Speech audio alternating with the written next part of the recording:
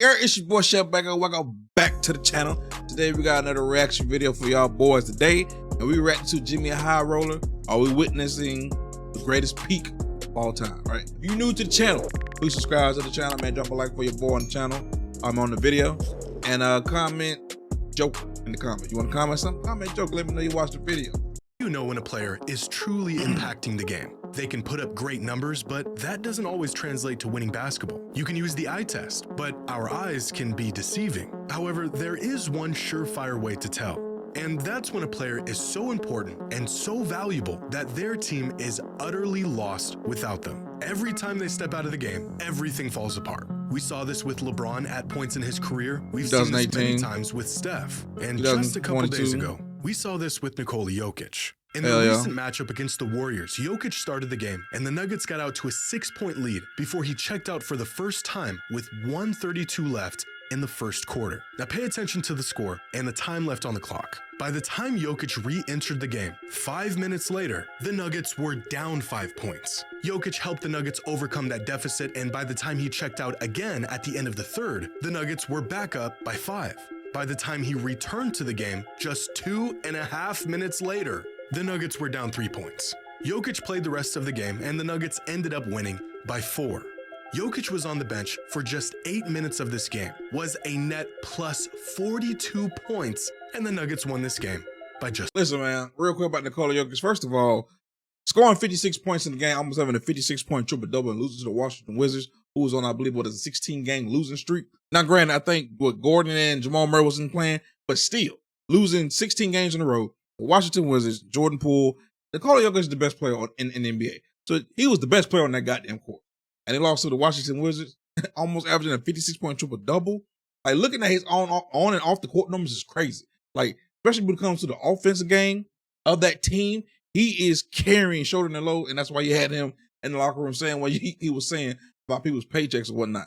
But 56 points, and you still losing, the impact this man has on that Denver Nuggets team is out of this world. And then you can just look at box plus minus and on and off the court numbers. Vort, he's shattering those numbers, especially box plus minus.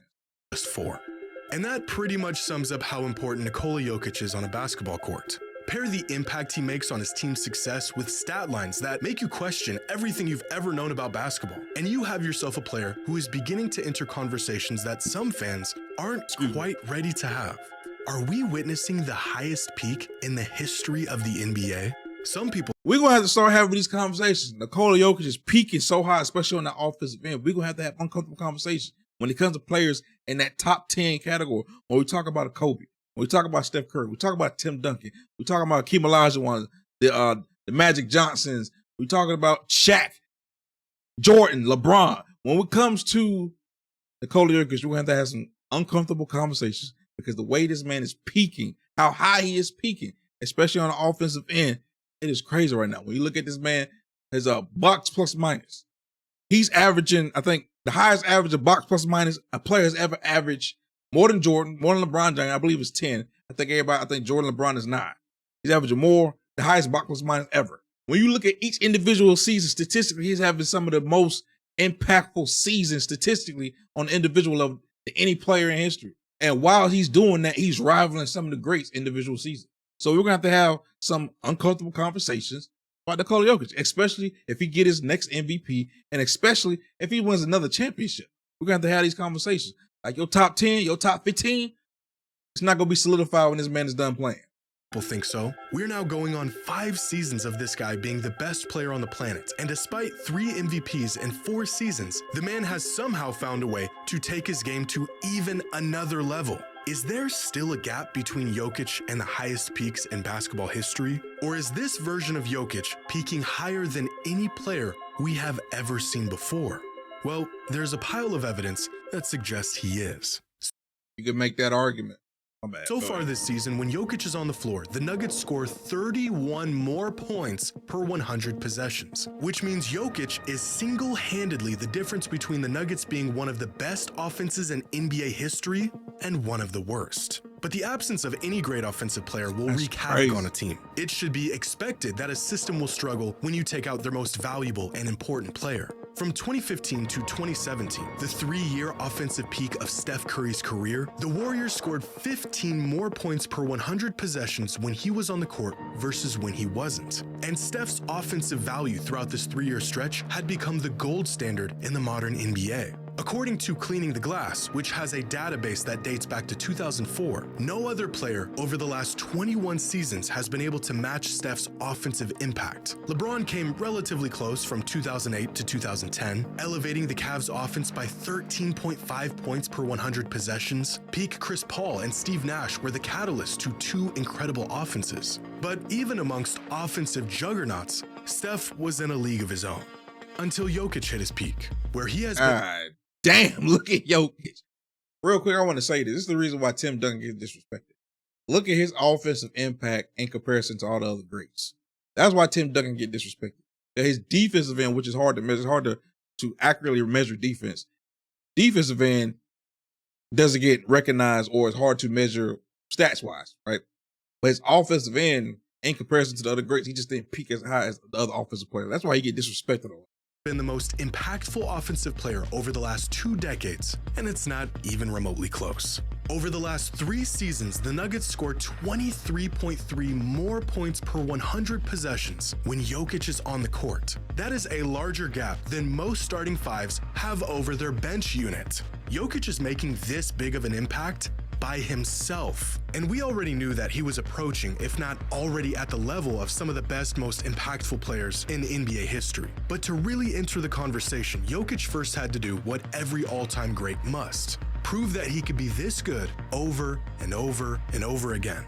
That his dominance transcended who you put around him, and that his impact wasn't some 3-year abnormality. And he's now done that. He's way past the point of skepticism, and now entering the point where we have almost built a tolerance to his absolutely mind-bending stat lines. Basketball Reference cites a season where a player achieves a box plus minus of 10 or more as an all-time great season. He's averaging 10 for his whole career.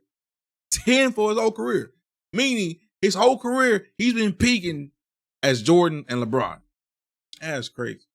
As they put it, think peak Jordan or LeBron. And only 16 players in the history of the NBA have achieved this mark for a single season. Only 4 of these 16 players have achieved this mark in multiple seasons. Those players being LeBron, Jordan, Giannis, and Chris Paul. Nikola Jokic has a box plus minus of 10 or more for his entire career. Easily the highest BPM of any player in NBA history. In fact, there have only been 8 individual seasons where a player logged a box plus minus of at least 12. LeBron James did it once back in 2009, the most productive and high usage season of his entire career. Michael Jordan did it twice, once back in 1988, arguably the greatest individual season in NBA history and the best statistical season of his career, and again in 1991.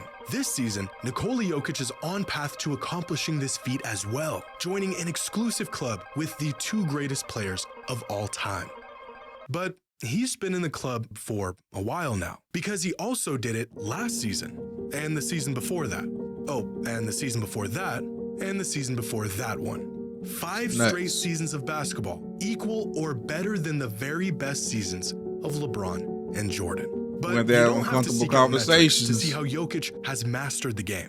Every single time he steps on the court, it is clear that he is just simply better than everyone else. From the top of the key all the way to the rim, there isn't anywhere on the court where Jokic can't pick apart a team. Near the rim, Jokic is virtually automatic. He's got the size and strength to abuse even the best big men in the league, because as everyone was tailoring their game to spacing and athleticism and speed, Jokic has gone the other direction. The size of a true big with footwork and touch around the rim that most defenders in the NBA today have no idea what to do with. For look at his big ass dominating centers, this is the extent of their expertise. A game built to dominate around the rim. And there's 2 counters for players like this. Try to push their game away from the rim, or collapse and force them to make a play. 2 counters that have been relatively effective since the beginning of time. Except Jokic will feast on both of these options. As the best playmaker in the league, collapsing or sending multiple defenders at Jokic doesn't work. He'll find the open man and make you pay with a 3 ball. The man is is sick. If anything, this is probably his preference. Senhel, we wanted the 3 anyways. So as of late, teams have tried option number 2, force his game away from the rim. And this has worked in the past. As we saw in last year's playoffs, teams forced Jokic to shoot the outside shot, and he struggled quite a bit. 26% Not this season, though. on 4 threes a game. Not this season. This he's shooting that chink thing in his armor. Well, at least it was. Because this season, Jokic is shooting 50% from 3 on 4.2 attempts per game. 50%. The second... Oh, 50? He's shooting 50 right now? Oh, he's shooting like 40 something. He's shooting 50? Motherfucker is shooting 50. God dang. Point shooter in the league among all players shooting at least 4 threes a game. So he can crush you around the rim, and you don't even want him to get the ball down there. But he's now one of the most efficient 3-point shooters in the league, so we can't let him operate however he wants out there. So let's play him close, put a big body on him, deny the passing lanes, and get physical. Again, a tactic that worked against Jokic about as well as any other. Except that doesn't work either, because Jokic also has the ability to put the ball on the floor and go downhill, which shouldn't be possible for a guy his size, but he does it. And once he gets to the middle of the floor, well, now you've lost. In the NBA, a player's gravity is a concept that has really become one of the most valuable things to possess.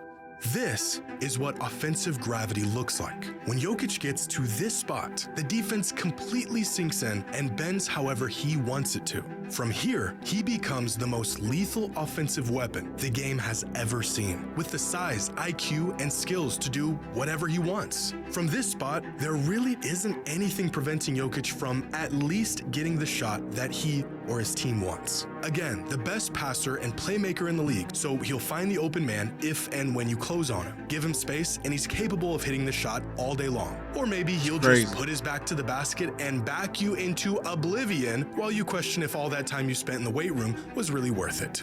Jokic doesn't really have any weaknesses on offense. None. At the Besides, moment, not only maybe is there defense. no consistent, tangible way of stopping him, it looks like there isn't even a way to slow him down. And although this can be said about a few players who hit all-time high peaks, there may not be another player who is as consequential to their team and its success as Nikola Jokic is. Listen, man, when it comes to Nikola Jokic, the only thing you can really say that's his weakness is probably defense, which when we talk about defense, we're talking about rim protection.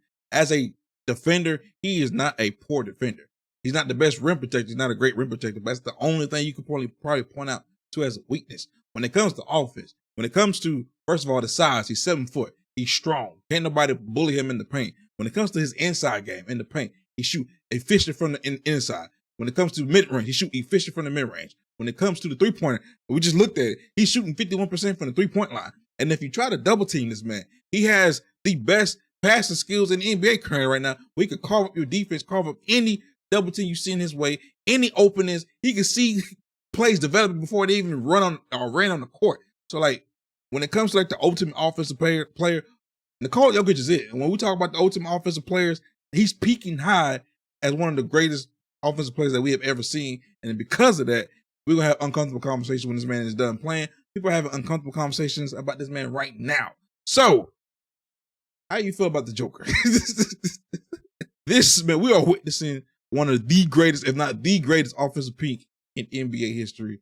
Whether it's he's dominating through scoring, he's dominating at all the levels with his inside, mid-range, three-pointer, or he's dominating the game through passing. And like I say, he's not a slouch on defense. He's just not a great rim protector. Like, watching him play, it's just something special. Anyway, this is Jimmy High Roll's video. If you want to go finish the video, go to his channel. If you're new to the channel, subscribe to your channel, man. Drop a like on the video. If you made it this far into the video, write in the comments, like I said before, Joker. And I ain't got nothing else to say, man. So, peace.